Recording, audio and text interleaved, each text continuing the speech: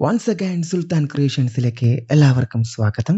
Korean cinema പ്രേമികൾക്കായി ഇതാ ഒരു കിടിലൻ സാധനം ഇറങ്ങിയിരിക്കുന്നു. ഒരു പാസ്റ്റർ, വലിയ പേരും പ്രശസ്തിയുമുള്ള ഒരു പാസ്റ്റർ ആ പള്ളിയിലേക്ക് ഒരാൾ കടന്നു വരുന്നു. പിന്നെ ഉള്ളത് കണ്ടു തന്നെ അറിയണം. ദൈവദൂത് എന്ന പോലെ ഒരുപാട് നിയോഗങ്ങൾ കിട്ടുന്നു.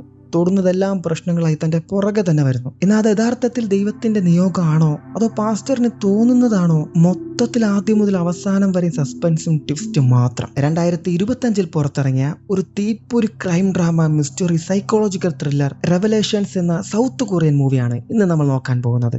ഇനിയും നമ്മുടെ ചാനൽ സബ്സ്ക്രൈബ് ചെയ്യാൻ മറന്നുപോയവരെല്ലാവരും ഇപ്പോൾ തന്നെ ചാനൽ സബ്സ്ക്രൈബ് ചെയ്ത് വെച്ചോളൂ. നമുക്കിപ്പോൾ സിനിമയെ മനസ്സുകൊണ്ട് കാണാൻ നോക്കാം. ഒരു പെൺകുട്ടി മഴയത്തൂടെ നടന്നു പോകുന്ന സമയം അവൾ പേടിച്ച് ആരെ തിരിഞ്ഞു നോക്കുന്നുണ്ട്. അവളുടെ പുറകെ ഒരാൾ അവളെ ഫോളോ ചെയ്ത് വരുന്നു. ഈ കുട്ടി നേരെ ഒരു ചർച്ചിനുള്ളിലേക്ക് കയറി പോകും. എന്നാലും ഇയാൾ വിടാതെ കുട്ടിയുടെ പുറകെ തന്നെ അകത്തേക്ക് വരും. ഇയാളെ മറ്റൊരാൾ അവിടെ നിന്ന് വാച്ച് ചെയ്യുന്നുണ്ട്. ഇതാണ് നമ്മുടെ ഈ സിനിമയിലെ ഹീറോയിൻ ലീ യോൺ ഹി. അവൾ ഒരു പോലീസ് ഓഫീസറാണ്. ഈ കുട്ടി ചർച്ചിനകത്തേക്ക് പോയിരിക്കുമ്പോഴും ഇയാൾ അവളുടെ പുറകെ വന്നിരിക്കും. അവൾ ഇയാളെ തിരിഞ്ഞു നോക്കും, ഇയാളും അവളെ തന്നെ നോക്കിയിരിക്കുന്നു. ആ സമയം ചർച്ചിൽ പാട്ടുപാടി ആരാധന നടത്തുന്ന ആളാണ് നമ്മുടെ ഹീറോ പാസ്റ്റർ സങ് മീൻ ചാൻ. അങ്ങനെ അവിടുത്തെ പ്രയർ കഴിഞ്ഞ് എല്ലാവരും മടങ്ങി പോകുന്നു. അവിടെ വന്ന കുട്ടിയും പുറത്തേക്ക് പോകും. കുട്ടിയുടെ പുറകെ ഇയാൾ പോകാൻ നേരം ഹീറോ അയാളെ കാണും. നമ്മുടെ ചർച്ചിൽ പുതിയ ആള് വന്നോ, ഇയാളെ ചർച്ചിലെ മെമ്പർ ആക്കാന്ന് പറഞ്ഞ് ഓഫീസിലേക്ക് വിളിക്കും. അയാൾ പോകാൻ പല കാരണങ്ങൾ പറയുമെങ്കിലും ഹീറോ പെട്ടെന്ന് ഒന്ന് പറഞ്ഞ് അയാളെ വീണ്ടും അകത്തേക്ക് വിളിക്കും. എന്നിട്ട് ഇവൻ എങ്ങനെയും മെമ്പർ ആക്കണമെന്ന് വിചാരിച്ച് ഫോം എടുത്ത് അയാളോട് പേര് ചോദിക്കും. അപ്പൊ അയാളുടെ പേര് പറയും യാങ് റേ. പാസ്റ്റർ അയാളോട് ബാക്കി ഡീറ്റെയിൽസ് ചോദിക്കുമ്പോൾ അയാൾ അത് പറയാൻ തയ്യാറാവില്ല. എന്നാൽ അയാളുടെ ഒരു ഫോട്ടോ ഹീറോ എടുക്കും. അപ്പോഴാണ് ഹീറോയ്ക്ക് ഒരു കോൾ വരുന്നത്. ഹീറോ കോൾ എടുത്ത് പുറത്തേക്ക് പോകുമ്പോൾ അവിടെ ഹീറോയുടെ ഫാമിലി ഫോട്ടോ കാണും. ഹീറോ,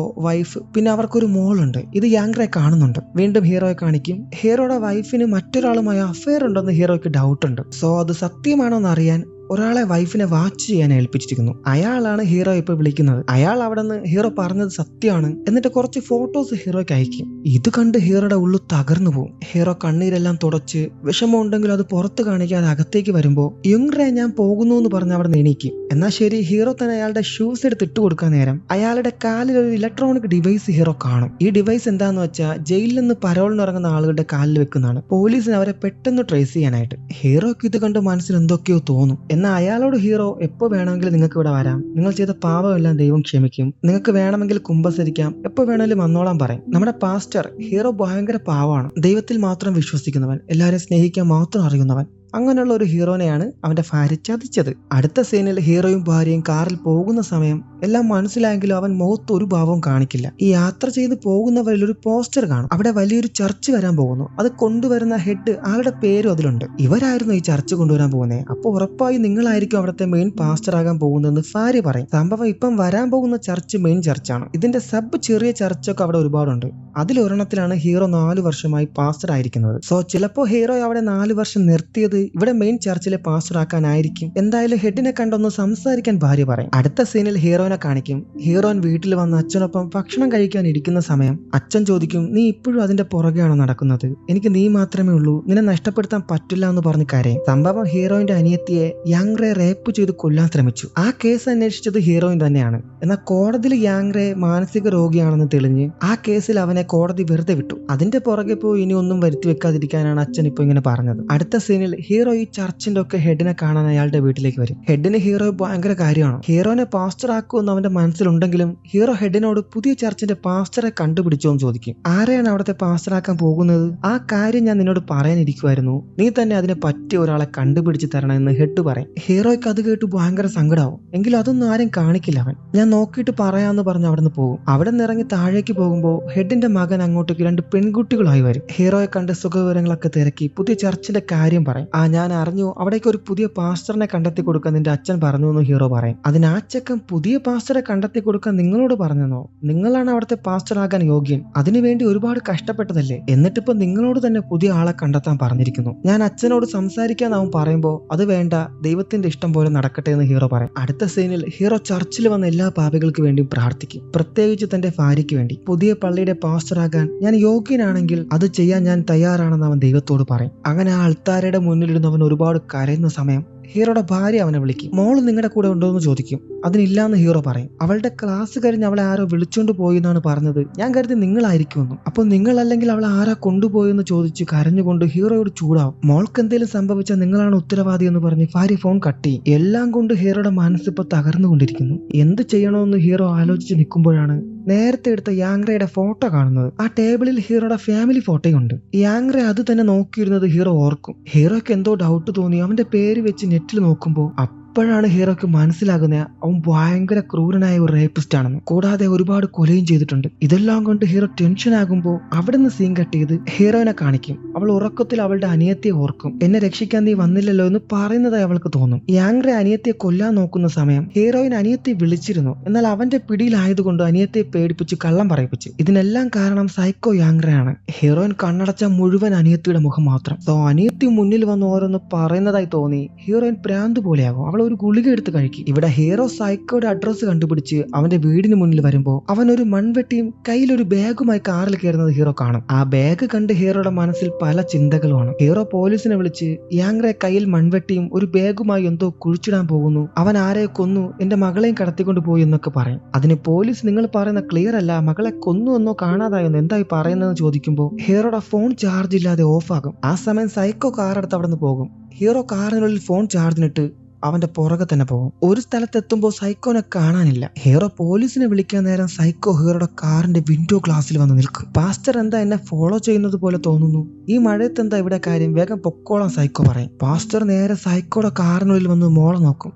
മോൾ അവിടെ കാണില്ല. എന്റെ മോളെ നീ എന്ത് ചെയ്തിട്ടാന്ന് സൈക്കോട് ചോദിക്കും. അപ്പോഴാണ് ഹീറോ അവന്റെ കാൽ ശ്രദ്ധിക്കുന്നത്. കാലിൽ ആ ഡിവൈസ് ഇല്ല. അതുണ്ടെങ്കിൽ മാത്രമേ പോലീസിന് ഇവനെ ട്രേസ് ചെയ്യാൻ പറ്റുള്ളൂ. ഹീറോ എന്തൊക്കെയോ ചിന്തിച്ച് ഇവൻ ഡിവൈസും മാറ്റി മോളെയും തട്ടിക്കൊണ്ട് പോയി എന്ന് പറഞ്ഞ് രണ്ടുപേരും പൊരിഞ്ഞടിയാവും. അവിടെ നിന്ന് കാല് വഴുതി സൈക്കോ താഴേക്ക് വീഴും. ഒരു കല്ലിൽ തലയിടിച്ച് സ്പോട്ടിൽ തന്നെ സൈക്കോ അവിടെ മരിക്കും. പാസ്റ്റർ വന്ന് നോക്കുമ്പോൾ സൈക്കോ മരിച്ചു. തന്റെ കൈ കൊണ്ട് ഒരു കൊല നടന്നു എന്നൊക്കെ പറഞ്ഞ് ടെൻഷൻ ആകുമ്പോഴുണ്ട് ഒരു ട്വിസ്റ്റ്. പാസ്റ്ററുടെ ഫോണിൽ ഭാര്യ വിളിച്ച് മോളെ കണ്ടെത്തി. അവളുടെ കൂട്ടുകാരുടെ അച്ഛൻ വന്നപ്പോൾ അവിടേക്ക് അവരുടെ കൂടെ പോയി എന്ന് പറയും. നിങ്ങൾ എവിടെയാ, വേഗം വരാൻ പറഞ്ഞ് വൈഫ് കോൾ കട്ടി. ഹീറോയുടെ കൈയും കാലും വിറച്ചിട്ട് വയ്യ. ഞാൻ കാരണം ഇത് സംഭവിച്ചു, എല്ലാം എന്റെ ചിന്തകൾ, അവൻ വേറെന്തിനോ വന്നു, ഇപ്പൊ ഞാൻ അവനെ കൊന്നു എന്നൊക്കെ പിച്ചുമ്പയും പറയുമ്പോൾ അവിടെ ഒരു മിന്നലടിക്കും. ആ മിന്നലിന്റെ വെളിച്ചത്തിൽ ഹീറോ നോക്കുമ്പോൾ അവിടെ മലയിൽ ദൈവത്തിന്റെ രൂപം തെളിഞ്ഞു വരുന്നത് ഹീറോ കാണും. ഇത് കാണുമ്പോൾ ദൈവം തന്നെ എന്നെ ഈ പാപിയെ ഇങ്ങനെ ചെയ്യാൻ നിയോഗിച്ചു എന്ന് ഹീറോ വിശ്വസിക്കും. സൈക്കോയുടെ ദേഹത്ത് കിടന്ന ജാക്കറ്റ് ഹീറോയുടെ ചർച്ചിന്റെ പേരുള്ളതാണ്. ഹീറോ അത് അവന്റെ ദേഹത്ത് നൂരിയെടുത്ത് അവിടുന്ന് കാറിൽ കയറി പോകും. അടുത്ത സീനിൽ ഹീറോയിൻ അനിയത്തി മരിച്ചതിന് ശേഷം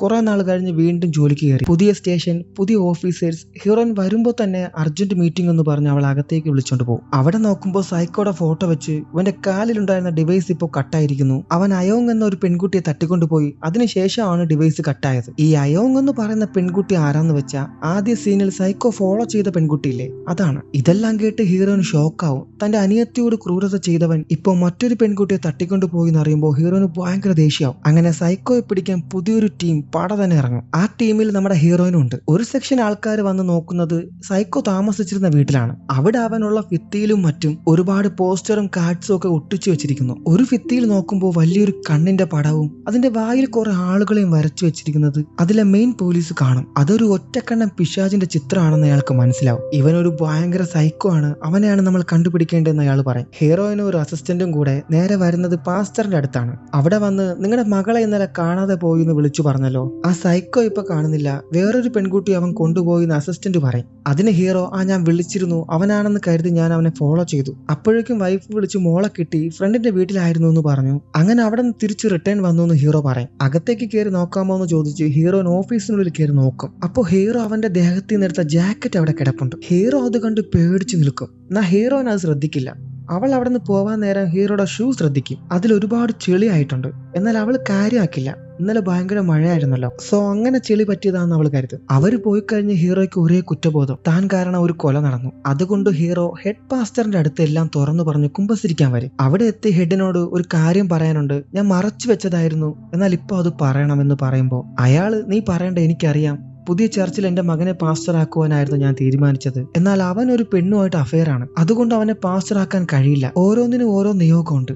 ഞാൻ അവനെ പാസ്റ്ററാക്കാൻ തീരുമാനിച്ചു. എന്നാൽ ദൈവത്തിന് നിന്നെയായിരുന്നു അതിന് താല്പര്യം. ഹീറോയ്ക്കൊന്നും മനസ്സിലാകുന്നില്ല. അവൻ പറയാൻ വന്നത് ഒരു കാര്യം, ഇപ്പൊ നടക്കുന്നത് മറ്റൊരു കാര്യം. അവൻ അവിടെ ഒരു ചെടികൾക്കിടയിലൂടെ നോക്കുമ്പോൾ ജീസസ് രൂപം തെളിയും. ഇതും ദൈവത്തിന്റെ നിയോഗമാണെന്ന് ഹീറോ വിചാരിക്കും. അവിടെ നിന്ന് സീൻ കട്ടിയത് സ്റ്റേഷനിൽ മെയിൻ പോലീസ് ഒരു ഡോക്ടറിനെ വിളിച്ച് സൈക്കോയുടെ വീട്ടിൽ നിന്നെടുത്ത ഫോട്ടോസ് എല്ലാം കാണിക്കും. അപ്പോൾ ഡോക്ടർ ഒരു ഫ്ലാഷ് ബാക്ക് ഓർക്കും. ഹീറോയിന്റെ അനിയത്തിയുടെ കേസിൽ ഈ ഡോക്ടറാണ് സൈക്കോയെ അവന് പ്രാന്താണെന്ന് പറഞ്ഞ് കേസ് ക്ലോസ് ചെയ്യിച്ചത്. പ്രസന്റിൽ പോലീസ് ഡോക്ടറിനോട് ഇതിനെപ്പറ്റി ചോദിക്കുമ്പോൾ അവൻ എന്റെ ട്രീറ്റ്മെന്റിലായിരുന്നു, അവനെ ട്രീറ്റ്മെന്റ് ചെയ്ത് സുഖമായപ്പോൾ അവിടെ നിന്ന് റിലീസ് ചെയ്തു. ഇപ്പോൾ അവൻ ഇങ്ങനെ ചെയ്തത് എന്താണെന്ന് അറിയില്ല എന്ന് ഡോക്ടർ പറയും. ഡോക്ടർ അവിടെ നിന്ന് പോകുന്ന സമയം ഹീറോയിൻ അയാളെ കാണും. അവൾക്ക് ഭയങ്കര ദേഷ്യമാണ് അയാളോട്. ഹീറോയിൻ അയാളോട് നീ കാരണമാണ് എല്ലാം സംഭവിച്ചത്, അന്ന് അവൻ ജയിലിൽ പോയിരുന്നെങ്കിൽ ഇന്ന് അയോങ് എന്ന പെൺകുട്ടി മിസ്സാവില്ലായിരുന്നു, എന്റെ അനിയത്തി എന്റെ കൂടെ തന്നെ കാണുമായിരുന്നു, എല്ലാത്തിനും കാരണം നീ മാത്രമാണെന്നൊക്കെ പറഞ്ഞ് ചൂടാവുമ്പോൾ നിനക്ക് ഇപ്പോൾ കാണാതായ പെൺകുട്ടിയെ കണ്ടെത്തണമെങ്കിൽ അവൻ എങ്ങനെ ചിന്തിക്കുമെന്നത് നിങ്ങൾ മനസ്സിലാക്കണം. അവൻ അനുഭവിച്ചത്, അവന്റെ ജീവിതം എങ്ങനെയായിരുന്നു എന്നൊക്കെ. സംഭവം സൈക്കോയുടെ അച്ഛൻ അവനെ കുഞ്ഞിലെ ഒരുപാട് ടോർച്ചർ ചെയ്ത് സെക്ഷൽ അബ്യൂസ് വരെ ചെയ്താണ് അവൻ ഇങ്ങനെ ആയത്. ഇത്രയും പറഞ്ഞ് ഡോക്ടർ അവിടെ നിന്ന് പോകും. അടുത്ത സീനിൽ ഹീറോ ചർച്ചിലേക്ക് വരുമ്പോൾ ഇപ്പോൾ കാണാതായ അയോങ്ങിന്റെ അമ്മ അവിടേക്ക് വരും. തന്റെ മകളെയാണ് കാണാതായതെന്ന് പറഞ്ഞ് പാസ്റ്ററിന്റെ മുന്നിൽ കരയും. അതേസമയം അവർക്കൊരു കോൾ വരും, സൈക്കോയുടെ കാർ ഒരിടത്ത് കണ്ടെത്തിയെന്ന്. ഇത് ഹീറോയും കേൾക്കും. എന്നിട്ട് ഹീറോയുടെ കാറിൽ തന്നെ കുട്ടിയുടെ അമ്മയുമായി അങ്ങോട്ടേക്ക് പോകും. ഒരുപാട് പേടിയുണ്ട് ഹീറോയുടെ മനസ്സിൽ, എങ്കിലും അതൊന്നും പുറത്ത് കാണിക്കാതെ ആദ്യമായി അങ്ങോട്ട് പോകുന്ന പോലെ കാറിൽ പോകും. ഇവിടെ ഹീറോയിനും ടീമും സെർച്ചിങ് നടത്തുമ്പോൾ കാർ അവിടെ ഉണ്ട്. അതിനകത്തുനിന്ന് കുറെ ചുറ്റിക, മെഷീൻ, കത്തി, അങ്ങനെ കുറെ സാധനങ്ങൾ കിട്ടും. ഹീറോയിൻ അവിടെയൊക്കെ നോക്കി നോക്കി ഏകദേശം സൈക്കോ തലയിടിച്ച് മരിച്ച സ്ഥലത്തെത്തും. അടുത്ത ട്വിസ്റ്റ് അവിടെയാണ്. ആ ബോഡി ഇപ്പൊ അവിടെ കാണുന്നില്ല. അപ്പോഴേക്കും ഹീറോയും അമ്മ അവിടെ എത്തും. അമ്മ കാറിൽ നിന്നിറങ്ങി എന്റെ മോൾ എവിടെയെന്ന് ചോദിച്ച് കരയും. അതിനിടയ്ക്ക് ഹീറോയുടെ വായിൽ നിന്ന് അറിയാതെ ബോഡി കിട്ടിയെന്നൊരു ചോദ്യം അവിടെ വീഴും. ഇത് ഹീറോയിന് ശ്രദ്ധിക്കും. എന്നിട്ട് ഹീറോനെ തന്നെ അങ്ങനെ നോക്കും. ഹീറോയും ആകെ പെട്ടതുപോലെയാവും. എന്തായാലും ഇതിനെപ്പറ്റി എന്തൊക്കെയോ പാസ്റ്ററിന് അറിയാമെന്ന് ഹീറോയിന് മനസ്സിലായി. അവിടെ നിന്ന് സീൻ കെട്ടിയത് ഹീറോ വീട്ടിൽ വന്ന് ചിന്തിക്കും, ഇതുവരെ അവനെ ആരും പിടിച്ചില്ല, എന്തായാലും ഇത് ദൈവത്തിന്റെ നിയോഗം തന്നെയാണ്. മുന്നത്തതിലും ഒരുപാട് ധൈര്യം ഇപ്പൊ അവനുണ്ടായിട്ടുണ്ട്. അടുത്ത സീനിൽ ഹീറോയും വൈഫും കാറിലിരിക്കുമ്പോൾ ഹീറോ വൈഫിനോട് അഫെയറിനെ പറ്റി ചോദിക്കും. വൈഫാണെങ്കിൽ ഒന്നും അറിയാത്ത പോലെ സംസാരിക്കും. നീ ഒന്നും മറക്കാൻ ശ്രമിക്കണ്ട. അടുത്ത ടെസ്റ്റ് ഇവിടെയാണ്. ഹെഡ് പാസ്റ്ററുടെ മകൻ മിഷനറി പഠിക്കാൻ പോകാതെ ഇവിടെ ഒരു പെണ്ണുമായി അഫെയർ ആയിരുന്നു. ആ പെണ്ണാണ് നമ്മുടെ ഹീറോയുടെ വൈഫ്. എന്നാൽ അത് തന്റെ ഭാര്യയാണെന്ന് അവൻ പറയില്ല. പക്ഷെ വൈഫിന് അത് താൻ തന്നെയാണ്. ഹീറോ എല്ലാം മനസ്സിലാക്കിയെന്ന് മനസ്സിലാവും. നീ തെറ്റ് ചെയ്തിട്ടുണ്ടെങ്കിൽ അത് ഏറ്റുപറഞ്ഞ് ദൈവത്തോട് ഇപ്പൊ തന്നെ മാപ്പ് അപേക്ഷിക്കാൻ ഹീറോ പറയും. ഉടനെ തന്നെ ഭാര്യ കരഞ്ഞ് തന്റെ കുറ്റം ഏറ്റു പറയും. ഹീറോയും അവളുടെ തലയിൽ കൈവച്ച് അവളോട് പൊറുക്കാൻ ദൈവത്തോട് അപേക്ഷിക്കും. അത് കഴിഞ്ഞ് ഹീറോ തന്നെ വൈഫിനെ അവരുടെ ചർച്ച് സംബന്ധമായ ഹോസ്പിറ്റലിൽ ഒരു പാർട്ടി നടക്കുന്നുണ്ട്. അവിടെ ഡ്രോപ്പ് ചെയ്യാൻ ചിരിച്ച മുഖത്തോടെ ഒരുമിച്ച് യാത്ര ചെയ്യും. ഹോസ്പിറ്റലിലെത്തി ഹീറോയ്ക്ക് ഭയങ്കര കോൺഫിഡൻസ് ആണ്, ഇനി ഒന്നും സംഭവിക്കില്ല എന്ന്. എല്ലാരും പുറത്തു നിൽക്കുന്ന കണ്ട് ഹീറോ എന്താ കാര്യം എന്ന് ചോദിക്കും. ഒരു ആംബുലൻസ് വിളിച്ചിട്ടുണ്ട്, അതിനെ വെയിറ്റ് ചെയ്ത് നിൽക്കുവാണെന്ന് അവർ പറയും. ആംബുലൻസ് എന്തിനാന്ന് ഹീറോ ചോദിക്കുമ്പോൾ അടുത്ത ട്വിസ്റ്റ്. ആരെന്നറിയില്ല, മലയിൽ നിന്ന് ഒരാൾ വീണ് നടക്കാൻ പറ്റാതെ ഇവിടെ കിടപ്പുണ്ടായിരുന്നു. ഞാൻ ഫസ്റ്റ് എയ്ഡ് ഒക്കെ ചെയ്തു, അയാൾക്ക് വേണ്ടിയാണ് ആംബുലൻസ് എന്ന് അവർ പറയും. ഇത് കേൾക്കുമ്പോൾ ഹീറോ ഒന്ന് ഷോക്കാവും. ഇതാ സൈക്കോ ആയിരിക്കും എന്നൊക്കെ അവൻ ചിന്തിക്കും. അപ്പോഴേക്കും എല്ലാവരും ഹീറോനെ വൈഫിനെ അകത്തേക്ക് വിളിക്കും. ഹീറോ ഇല്ല, വരുന്നില്ല, വേറൊരു അത്യാവശ്യ ജോലി ഉണ്ടെന്ന് പറഞ്ഞ് അവർ പോയി കഴിഞ്ഞ് അകത്തേക്ക് കയറി അതാരാന്ന് നോക്കുമ്പോൾ ഹീറോ വിചാരിച്ചത് ശരിയാണ്, അത് യാങ്റെ എന്ന സൈക്കോ തന്നെയാണ്. അവനെ നോക്കുമ്പോൾ അവൻ ബോധമില്ലാതെ ആ പാസ്റ്ററാണ് എന്നെ ഇങ്ങനെ ചെയ്തത്, അവനെല്ലാം കൊല്ലാൻ നോക്കിയെന്നൊക്കെ പറയുന്നുണ്ട്. ഇനിയിപ്പോ എന്ത് ചെയ്യുമെന്ന് ആലോചിക്കുമ്പോഴാണ് പാസ്റ്റർ മേഘത്തിൽ ഒരു മാലാഖയുടെ രൂപം കാണുന്നത്. ഇതും ദൈവത്തിന്റെ പദ്ധതിയാണെന്ന് അവൻ മനസ്സിലാക്കും. കാരണം ഇന്നേ വരയ്ക്ക് ഹീറോ ഇവിടെ വന്നിട്ടില്ല. ഇന്ന് വൈഫിനെ കൊണ്ടാക്കാൻ അവൻ ഇവിടെ വന്നു. ഇവർ വിളിച്ച ആംബുലൻസും കംപ്ലൈന്റ് ആയി വഴിയിലാണ്. ഇതെല്ലാം ദൈവത്തിന്റെ പദ്ധതി തന്നെയാണെന്ന് പറഞ്ഞ് സൈക്കോനെ കാറിൽ കയറ്റി അവിടെ നിന്ന് പോകും. ഹോസ്പിറ്റലിൽ ആംബുലൻസ് വന്ന് സൈക്കോനെ എടുക്കാൻ റൂമിൽ കയറുമ്പോൾ അവിടെ അവൻ ഇല്ല. ഇത് കണ്ട ആ നേഴ്സ് പോലീസിനെ അറിയിക്കും. പോലീസ് വന്ന ഉടനെ സൈക്കോയുടെ ഫോട്ടോ കാണിച്ച് ഇവനാണോ വന്നതെന്ന് ചോദിക്കും. അതേന്ന് അവർ പറയും. എന്തായാലും അത്രയും അടി കൊണ്ടവൻ ഒറ്റയ്ക്ക് ഇവിടുന്ന് പോകില്ല, അവൻ ആരോ കൊണ്ടുപോയതാണെന്ന് ഹീറോയിൻ മനസ്സിലാക്കി നോക്കുമ്പോൾ അവിടെ ഹീറോയുടെ വൈഫിനെ കാണും. വൈഫിനെ കണ്ട് ഇതൊക്കെ ആരാ, എന്താ ഇവിടെ നടക്കുന്നതെന്ന് ചോദിക്കുമ്പോൾ ഇതൊക്കെ പാസ്റ്റർമാരുടെ ഭാര്യയാണെന്ന് നേഴ്സ് പറയും. അവരുടെ ലിസ്റ്റ് കാണിക്കാൻ ഹീറോയിൻ പറയും. അപ്പോൾ അതിൽ ഹീറോയുടെ പേരുണ്ടാവും. അത് കാണുമ്പോൾ ഹീറോയിന് കാര്യങ്ങൾ മനസ്സിലാവും. അവിടെ നിന്ന് സീൻ കെട്ടിയത് ഹീറോയെ കാണിക്കും. ഹീറോയെ പഴയ ഒരു ബിൽഡിങ്ങിൽ സൈക്കോനെ കൊണ്ടുവന്ന് അവനോട് നീ മരിക്കാനുള്ളവനാണ്, ദൈവത്തിന്റെ ഇഷ്ടവും അതാണ്, അതിനുവേണ്ടി അവൻ എന്നെ നിയോഗിച്ചു, എന്നിലൂടെ നിന്നെ കൊല്ലാൻ അവൻ ആഗ്രഹിക്കുന്നു, അല്ലെങ്കിൽ ഇങ്ങനെ സംഭവിക്കില്ലായിരുന്നു. ഇതെല്ലാം പറഞ്ഞ് അവനെ കൊല്ലാൻ തുടങ്ങുമ്പോഴാണ് ഒരു ബോംബ് അവൻ പൊട്ടിക്കുന്നത്. എന്നെ കൊന്നാൽ നിങ്ങൾ എങ്ങനെ ആ പെൺകുട്ടിയെ കണ്ടെത്തും? ഇത് കേൾക്കുമ്പോൾ പാസ്റ്റർ ഒരു നിമിഷം സ്റ്റക്കായി പോകും. കുട്ടി എവിടെയെന്ന് ചോദിച്ച് അവൻ ഒരുപാട് തല്ലും. എന്നാൽ അവൻ നിസ്സാരം പോലെ പറയും, നീ പോലീസിനെ വിളിക്കും, ഞാൻ അവരോട് പറയാമെന്ന്. എന്തായാലും കുട്ടി എവിടെയെന്ന് ഇവൻ അറിയാം. സോ ഇവനെ കൊന്നു കഴിഞ്ഞാൽ കുട്ടിയെ കണ്ടെത്താൻ കഴിയില്ല. ഇപ്പോൾ എന്ത് ചെയ്യണമെന്ന് ഹീറോ ആലോചിക്കും. എന്നിട്ട് സൈക്കോയുടെ മുഖം മുഴുവൻ ടാപ്പ് പൊട്ടിച്ച് അവൻ അവിടെ മൂടി വെക്കും. അത് കഴിഞ്ഞ് ഹീറോ അവിടെ നിന്ന് വേഗത്തിൽ ഓടുമ്പോൾ സ്റ്റെപ്പിൽ നിന്ന് താഴേക്ക് വീഴും. ആ സമയം ചുമരിൽ ഒരു നമ്പർ കാണും. അതും കണ്ട് നേരെ ചർച്ചിലേക്ക് വന്ന് അയോങ് എന്ന പെൺകുട്ടിക്ക് വേണ്ടി ഒരു പ്രെയർ നടത്താൻ തീരുമാനിക്കും. ബൈബിൾ എടുത്ത് ചുമരിൽ കണ്ട നമ്പറിലെ വചനം എടുത്ത് നോക്കുമ്പോൾ അയോങ് എന്ന പെൺകുട്ടി മരിച്ചു, അവളുടെ ആത്മാവിന് നിത്യശാന്തിക്ക് വേണ്ടി നമുക്ക് പ്രാർത്ഥിക്കാമെന്ന് പറയും. എല്ലാവരും അത് കേട്ട് പ്രെയർ ചെയ്യും. കുട്ടിയുടെ അമ്മയും കരഞ്ഞുകൊണ്ട് അത് അംഗീകരിക്കും. എന്നാൽ ഹീറോയിൻ ഇവിടെ ആദ്യം മുതലുള്ള എല്ലാം റിവേഴ്സ് ചെയ്യും. കുട്ടിയെ കണ്ടതും അവൾ ചർച്ചിൽ കയറിയതും പാസ്റ്ററുടെ ചെളി പറ്റിയ ഷൂസും അങ്ങനെ ടെൻഷനായി അവൾ ചർച്ചിലേക്ക് വന്ന് പാസ്റ്ററുടെ വണ്ടി നോക്കും. അതിലെ ടയറിൽ മൽബറി പഴത്തിന്റെ കറയുണ്ടാക്കും. അത് കണ്ട് ഹീറോ നെറ്റിൽ മൽബറി ഫാം സെർച്ച് ചെയ്ത് സൈക്കോയെ കെട്ടിവെച്ചിരിക്കുന്ന ബിൽഡിങ്ങിൽ വരും. അവിടെ ഒക്കെ നോക്കി അവസാനം സൈക്കോയെ കണ്ടുപിടിച്ച് മുഴുവൻ ടീമിനെ ഹീറോയിൻ അങ്ങോട്ടേക്ക് വിളിക്കാൻ തുടങ്ങുമ്പോൾ അവളുടെ അനിയത്തിയുടെ മുഖം അവൾക്ക് തെളിയും. അവനെ ഇപ്പൊ തന്നെ കൊല്ല്, അവൻ കാരണമാണ് ഞാൻ ഇല്ലാതായത്. ഇത് കേട്ട് ഷൂട്ട് ചെയ്യാൻ തുടങ്ങുമ്പോൾ അവൻ ഹീറോയിനോടും എന്നെ കൊന്നാൽ കുട്ടി എങ്ങനെ കണ്ടുപിടിക്കുമെന്ന് പറയും. അപ്പൊ അവൾക്ക് ബോധം വീഴും. അവൾ അവനോട് കുട്ടി എവിടെയെന്ന് ചോദിച്ച് ദേഷ്യപ്പെടുമ്പോൾ പുറകിൽ നിന്ന് ഒരു അടി ഹീറോയിന്റെ തലയിൽ. കുറച്ചു കഴിഞ്ഞ് ബോധം വന്ന് നോക്കുമ്പോൾ അവളെയും ടാപ്പ് ചുറ്റി കെട്ടിവെച്ചിരിക്കുന്നു. അത് വേറെ ആരുമല്ല, നമ്മുടെ ഹീറോ ആണ്. ഇവനെ കൊന്നാൽ ഞാൻ പെടുമെന്ന് വിചാരിക്കുമ്പോഴാണ് ദൈവം നിന്നെ ഇവിടെ എത്തിക്കുന്നത്. നിന്നെ ഇവൻ കൊല്ലാൻ നോക്കി, നീ അവനെ ഷൂട്ട് ചെയ്തു എന്നൊക്കെ ഹീറോ പറയും. ഹീറോയിന് ഇത് കേട്ട് അവനൊന്നും ചെയ്യരുത്, കുട്ടിയുടെ ജീവൻ രക്ഷിക്കണം, അതാണ് പ്രധാനം, പോലീസിനെ വിളിക്കാൻ പറയും. ഇത് കേട്ട് സൈക്കോയും അവൾ പറഞ്ഞത് ശരിയാണ്, അങ്ങനെ ചെയ്യാൻ പറയും. ഹീറോയ്ക്ക് ദേഷ്യം വന്ന് അവനെ അടിച്ച് ഇവനൊരു സൈക്കോ ആണ്, പല പെൺകുട്ടികളെയും കൊന്ന് റേപ്പ് ചെയ്തു, ഇവൻ മരിക്കാനുള്ളവനാണെന്ന് പറയും. അപ്പോ സൈക്കോ ഒരു കാര്യം പറയും. 4 ദിവസം ഒരു പെൺകുട്ടിയെ കാണാത്തത് കൊണ്ട് നിങ്ങൾ അന്വേഷിച്ചിറങ്ങി. 10 വർഷമായി ഞാൻ അനുഭവിച്ചത് നിങ്ങൾക്കറിയില്ല, അതിനെന്താ പറയാനുള്ളത്? ഇത് ഹീറോയിൻ കേൾക്കും. എന്നാൽ ഹീറോ കേൾക്കാതെ അവനെ കൊല്ലാൻ നോക്കുന്നതും ഹീറോയിൻ കെട്ടഴിച്ചു വന്ന് ഹീറോയിനും തമ്മിൽ ഒരു കിഡിലൻ ഫൈറ്റ്. ഈ ഫൈറ്റിനിടയിൽ ഹീറോയിൻ ഹാൻഡ് കഫ് കൊണ്ട് ലോക്ക് ചെയ്യും. ഈ സമയം ഹീറോയിൻ കാലിലെ ടേപ്പ് കട്ട് ചെയ്യാൻ തുടങ്ങും. ഹീറോ അവിടെയും ഒരു ട്രിക്ക് വെച്ചിട്ടുണ്ടായിരുന്നു. ഹീറോയിൻ ടേപ്പ് കട്ട് ചെയ്യുന്നതും സൈക്കോ അവിടെ നിന്ന് തെറിച്ച് ബിൽഡിങ്ങിന്റെ താഴേക്ക് പോകും. പെട്ടെന്ന് തന്നെ ഹീറോയിൻ ചാടി വീണ് അവന്റെ കാലിലെ ടേപ്പിൽ പിടിക്കും. എങ്ങനെയും കുട്ടിയെ കണ്ടുപിടിക്കണം. കുട്ടി എവിടെയെന്ന് ചോദിക്കുമ്പോൾ അപ്പൊ അവൻ പറയും കുട്ടിയെ ഒറ്റക്കണ്ണം പിശാച് വിഴുങ്ങിയെന്ന്. ഹീറോയിൻ ഷോക്കായി കാലിലെ പിടിവിടുന്നതും സൈക്കോ നേരെ താഴേക്ക് വീണ് സ്പോട്ടിൽ മരിക്കും. ഈ സമയം കുട്ടിയെ കാണിക്കും. അവൾ മരിച്ചിട്ടില്ല, ഇപ്പോഴും ജീവനോടെ തന്നെ ഉണ്ട്. ആളൊഴിഞ്ഞ ഒരു ബിൽഡിങ്ങിൽ അവളുടെ വായിൽ ടേപ്പ് ഒട്ടിച്ച് കെട്ടിവെച്ചിരിക്കുന്നു. ഇവിടെ ഹീറോയിൻ അറസ്റ്റ് ചെയ്ത് കൊണ്ടുവന്നു. ഹീറോയ്ക്ക് ഒരു ടെൻഷനും ഇല്ല, കാരണം ദൈവമാണ് ഇതൊക്കെ ചെയ്യാൻ പറഞ്ഞതെന്നാണ് അവൻ ഇപ്പോഴും വിശ്വസിക്കുന്നത്. ഹീറോയെ കൊല്ലേണ്ട ദേഷ്യമുണ്ട്, എന്നാലും അവൾക്ക് കുട്ടിയെ കണ്ടുപിടിക്കണം. സൈക്കോ ജയിലിൽ നിന്ന് ഇറങ്ങി കൺസ്ട്രക്ഷൻ ജോലിയാണ് ചെയ്തിരുന്നത്. അവൻ 4-5 സൈറ്റിൽ പണിയെടുത്തിട്ടുണ്ട്. അവിടെ എല്ലാം പോയി അന്വേഷിക്കുവാണെങ്കിൽ മിനിമം 3 ദിവസം എടുക്കും. അഥവാ കുട്ടി ജീവനോടെ ഉണ്ടെങ്കിൽ അപ്പോഴേക്കും മരിക്കും. കാണാതായിട്ട് ഇപ്പൊ തന്നെ 2 ദിവസം കഴിഞ്ഞു എന്ന് പോലീസിലെ ഒരാൾ പറയും. ഹീറോയിൻ എന്തോ തോന്നി സൈക്കോയെ ചികിത്സിപ്പിച്ച ഡോക്ടറിന്റെ അടുത്തേക്ക് വന്ന് അന്ന് നിങ്ങൾ പറഞ്ഞല്ലോ അവനെ പോലെ ചിന്തിക്കാൻ, അതിന്റെ കാരണം എന്താന്ന് ചോദിക്കും. അപ്പൊ ഡോക്ടർ കുറച്ച് കാര്യങ്ങൾ വിശദീകരിച്ച് കുഞ്ഞിലെ അവൻ വരച്ച ഓരോ ഡ്രോയിങ് കാണിക്കും. അതിലെ ഒരു വീട്, അതിനടുത്ത് ഒരു വലിയ മനുഷ്യൻ കയ്യിൽ വാളുമായി ഒരു കുട്ടിയെ കൊല്ലാൻ നിൽക്കുന്നത് പോലെ. അത് വേറെ ആരുമല്ല, ഈ സൈക്കോയുടെ അച്ഛനാണ്. പിന്നെ ഒരു ഒറ്റക്കണ്ണിന്റെ പടവും അവൻ എല്ലായിടത്തും വരച്ചു വെച്ചിട്ടുണ്ട്. സൈക്കോ മരിക്കാൻ നേരം കുട്ടിയെ ഒറ്റക്കണ്ണം പിശാച് വിഴുങ്ങിന്നാണ് അവൻ പറഞ്ഞത്. അതെന്താന്ന് ചോദിക്കും. അത് ചിലപ്പോൾ അവന്റെ അച്ഛനാകാം, അവനാകാം, ചിലപ്പോൾ അവന്റെ കണ്ണിൽ തോന്നുന്ന പിശാചാവാം. പക്ഷെ ഇതൊരു രോഗമാണ്, ഇല്ലാത്തത് കാണുന്നു എന്ന് തോന്നുന്നത്. അതിന്റെ പേര് അപ്പോഫേനിയ. നമ്മൾ ആകാശത്തിലോ ഭിത്തിയിലോ എവിടെയിലൊക്കെ നോക്കുമ്പോൾ ചിലപ്പോൾ ഒരു രൂപം പോലെ തോന്നും. അത് ഈ രോഗമുള്ളവർ കണ്ട് ഒരു തെളിവാണെന്ന് പറഞ്ഞ് അവരുടെ ജീവിതവുമായി കണക്ട് ചെയ്യും. നമ്മുടെ ഹീറോ പാസ്റ്ററും ഇപ്പൊ ഇത് തന്നെയാണ് ചെയ്തുകൊണ്ടിരിക്കുന്നത്. ഒറ്റക്കണ്ണൻ പിശാച് എന്ന് പറയുന്ന സൈക്കോയും അങ്ങനെ തന്നെയാണെന്ന് ഡോക്ടർ പറയും. അവനെ സുഖപ്പെടുത്തി എന്ന് പറഞ്ഞാലേ നിങ്ങൾ റിലീസ് ചെയ്തെന്ന് ഹീറോ ചോദിക്കും. അതിന് ഡോക്ടർ അതേ സുഖമായിട്ട് തന്നെയാണ്, എന്നാൽ എന്തുകൊണ്ട് അവൻ ഇങ്ങനെ ചെയ്തു എന്ന് ഇപ്പോഴും അറിയില്ല. അവനെ എന്തോ അത് ചെയ്യാൻ ട്രിഗർ ചെയ്തിട്ടുണ്ട്. ഈ സമയം ഹീറോയിൻ ഡോക്ടറിന് പുറകെ അവളുടെ അനിയത്തി നിൽക്കുന്നതായിട്ട് തോന്നും. അവൾ അപ്പൊ തന്നെ ഒരു ഗുളിക എടുത്ത് കഴിക്കും. ഇത് ഡോക്ടർ കണ്ട് നിനക്കെന്താണ് പ്രശ്നമെന്ന് ചോദിക്കും. അനിയത്തി മരിച്ചു കഴിഞ്ഞതിന് ശേഷം അവൾ എന്റെ മുന്നിൽ ഒന്ന് പറയും 5 ദിവസം വരെ അവളെ ആ സൈക്കോ ടോർച്ചർ ചെയ്തു, എന്നാൽ ആരും വന്ന് രക്ഷിച്ചില്ല, എന്തിനു നീ പോലും വന്നില്ല എന്ന്.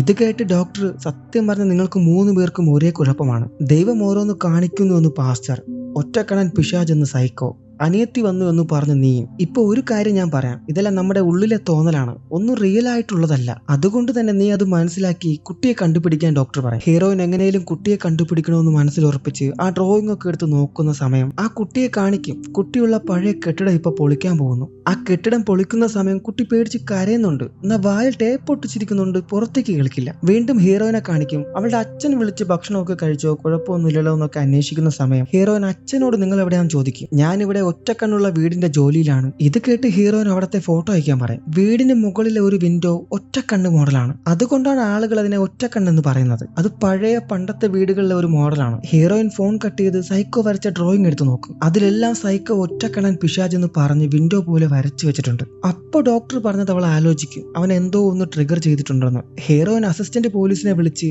സൈക്കോ ജോലി ചെയ്ത ഇടത്ത് ഒറ്റക്കണ്ണുള്ള വിൻഡോ ഉണ്ടോ നോക്ക്, അങ്ങനെ അങ്ങോട്ടേക്ക് പോകാൻ പറയാം. അങ്ങനെ അസിസ്റ്റന്റ് ട്രാഫിക് സിഗ്നൽ ഒന്നും നോക്കാതെ അതെ 100 ഒരേ പോക്കാണ്. ഇവിടെ കുട്ടിയുള്ള കെട്ടിടം പൊളിച്ചുകൊണ്ടിരിക്കുന്ന സമയം ആ കുട്ടി അവിടെയുള്ള ഡോറിൽ തന്നെ നോക്കിയിരിക്കും ആരെങ്കിലും വരുമോ എന്ന പ്രതീക്ഷയിൽ. യെസ്, അപ്പൊ അതാ വരുന്നു നമ്മുടെ പെണ്ണ്. ഹീറോയിൻ വന്ന് കുട്ടിയെ അവിടെ നിന്ന് രക്ഷിക്കുമ്പോൾ അപ്പൊ അവൾ ഒരു കാര്യം പറയും, എനിക്ക് പ്രതീക്ഷയുണ്ടായിരുന്നു ആരെങ്കിലും വരുമെന്ന്. ഇത് കേൾക്കുമ്പോൾ അനിയത്തി അവൾ ഓർക്കും. എന്നാലും കുട്ടിയെ രക്ഷിച്ച സന്തോഷത്തിലാണ് അവൾ. എല്ലാം കഴിഞ്ഞ് അടുത്ത സീനിൽ ഹീറോയെ കാണാൻ ജയിലിൽ വരും. ഹീറോ ഇപ്പോഴും ഭയങ്കര കൂളാണ്. ഹീറോയിൻ വന്ന് കുട്ടിയെ കണ്ടുപിടിച്ച കാര്യം പറയും. എടുത്ത വകയിൽ ഹീറോ ചോദിക്കും, കുട്ടിയുടെ ബോഡിയല്ലേ കണ്ടുപിടിച്ചതെന്ന്. അല്ല, അവളെ ജീവനോടെ തന്നെ കണ്ടുപിടിച്ചു എന്ന് ഹീറോയിൻ പറയും. നിങ്ങളല്ലേ പറഞ്ഞു അവള് മരിച്ചു എന്ന്? അതല്ല, നിങ്ങളുടെ ഉള്ളിലെ തോന്നലാണെന്ന് ഹീറോയിൻ പറയുമ്പോൾ ഹീറോയുടെ നെഞ്ചിൽ ഇടി വീണതുപോലെയാവും. ഒന്നും മിണ്ടാതെ അവിടെ നിന്ന് അവന്റെ സെല്ലിൽ തറയിൽ വന്നിരുന്ന് നോക്കുമ്പോൾ അവിടെ ചുമരിൽ ജീസസിന്റെ മുഖം തെളിയും. ഹീറോ ഒരു തുണി എടുത്ത് അതിനെ മായ്ക്കാൻ നോക്കും. എത്ര മായ്ച്ചിട്ടും മായുന്നില്ല. വീണ്ടും വീണ്ടും തെളിഞ്ഞുകൊണ്ടേയിരിക്കുന്നു. അവിടെ വെച്ച് ഈ സിനിമ അവസാനിക്കുന്നു. ഓക്കെ, അപ്പോൾ ഈ സിനിമ എങ്ങനെ ഉണ്ടായിരുന്നു?